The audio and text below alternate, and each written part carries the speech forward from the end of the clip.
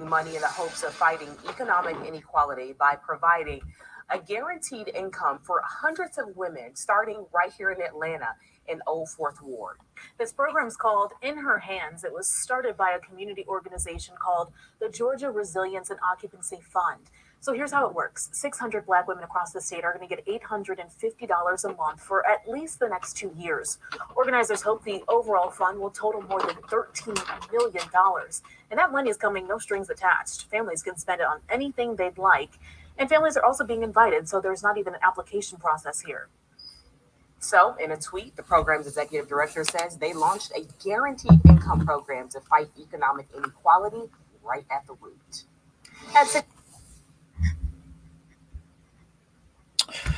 Okay. All right. I don't really I don't agree with it. And I'm not a black woman hater. I don't hate black women. I'm not racist against black women. I don't hate my mother. What else? What are the other shaming tactics they use when you want to use critical thinking and common sense logic, and you have a natural, genuine objection to this, or kind of find this a little sketchy? What else they say? Who hurt you? Okay. Let's say some nonsense like that. The thing is, all right, you're giving free money to people who are disadvantaged, right? Obviously, these people, don't have any sense when it comes to saving money. All right.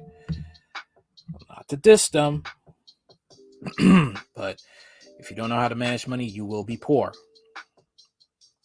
That's it. It's just basically that. Black women in Georgia will receive guaranteed monthly income to improve their mental health and address the racial wealth gap.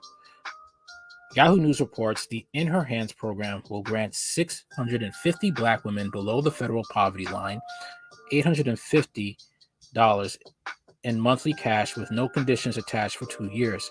In Her Hands will become one of the largest guaranteed income pilot programs in the United States, distributing over $13 million in funding by early 2022. My thing is the fact that when things are scarce and you have to point yourself to it, it becomes more appreciated and valued, as in contrast to just throwing money at a problem. For example, reparations, right? People just want the government just to cut every black person a check, which the money will go straight down the drain, when it's better suited to make investments into black schools, black communities, okay, better computers in black schools so they can compete with other schools, all right, within the United States, especially those of ethnic groups like Asians and Japanese, where they have their own school, or Jewish people who have their own school, and they compete to make it in the marketplace. Okay, that's more of a better idea than just handing every black person that's a descendant of slavery in America a check. All right. Black women are among the most likely groups to experience cash shortfalls that make covering basic needs difficult. This is a result of poor choices, which I call BS. Sorry, because we all know in the black community, there are a lot of black single mothers. And when you become a single mother, you will be facing poverty. It's a surefire way to face poverty and go into debt. All right. It's a result of pervasive economic insecurity that has the sharpest impacts on women and communities of color. Hope Wallensack, executive director of the GRO Fund, said in a release, according to Yahoo News, guaranteed income is a step toward creating a more just and equitable economy.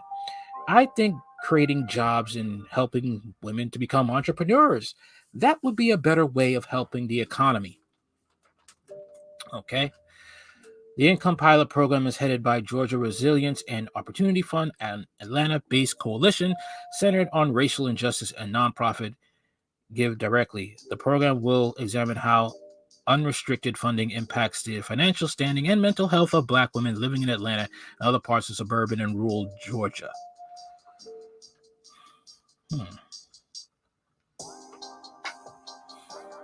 shows how unrestricted funding impacts the financial standing and mental health of Black women living in Atlanta and other parts of suburban and rural Georgia. You could just do a survey on that. You don't need to throw money at the problem to find out about the mental health of Black women. Atlanta is marked as the second largest city with the greatest income inequality gap, according to a 2020 report from the U.S. News and World Report. This most likely explains why the program will launch first in Atlanta, targeting Martin Luther King Jr.'s Old Fourth Ward neighborhood, a full-turn moment as the civil rights leader often advocated for the idea of guaranteed income here, the Atlantic reports. The new program will be very timely as Black women have experienced various hardships due to the pandemic. In fact, prior to COVID-19, Black women had already experienced an unemployment drop of 6%, the largest among all groups, according to the U.S. News and World Report. Therefore, the new income pilot will provide Black women the financial support they need and rightly deserve. Rightly deserve? Free money? I don't know. I just don't know about this. I don't know. They deserve it? Really? No, look, I'm not trying to be, a jerk here, but Black women have so many resources to get affordable housing, so many resources to get, loans. You have a kid, you get money for having a kid. I mean, I'm sorry. It's just, I don't see it. I don't. I'm sorry. I just don't. I don't see it that way. I just don't.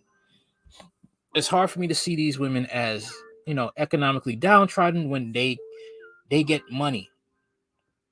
Okay, if they have a kid, they could easily apply for Section 8 shelter, especially in New York City, and, Black women head most of the Democratic Party. Okay, they have a lot of rights. I just don't see how,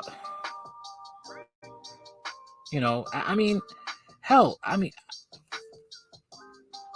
just saw on Instagram how a person was telling me about how some Black women will provoke a man to hit them in a relationship to get into a DV shelter and to get benefits and get housing.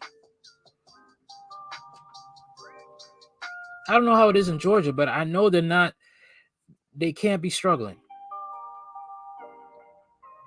All right.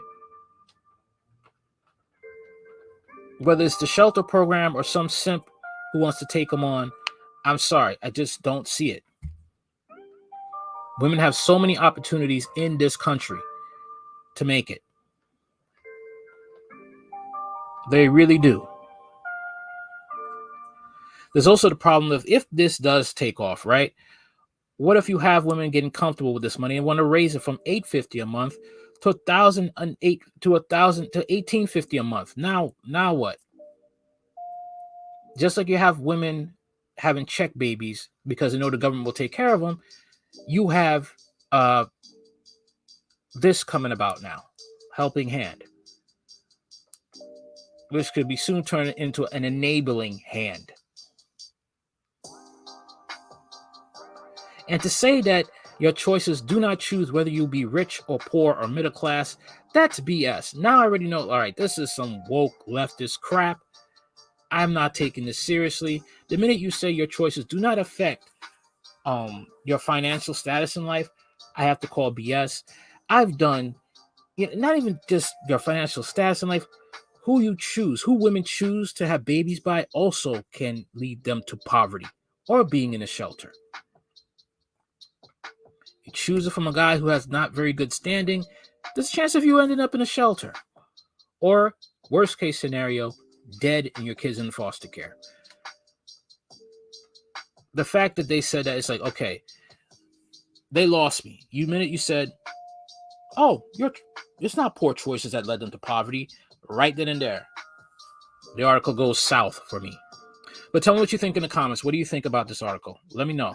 All right. What do you think? Do you think this is a good idea? Do you think this is a bad idea? Like, share, comment, subscribe. Later.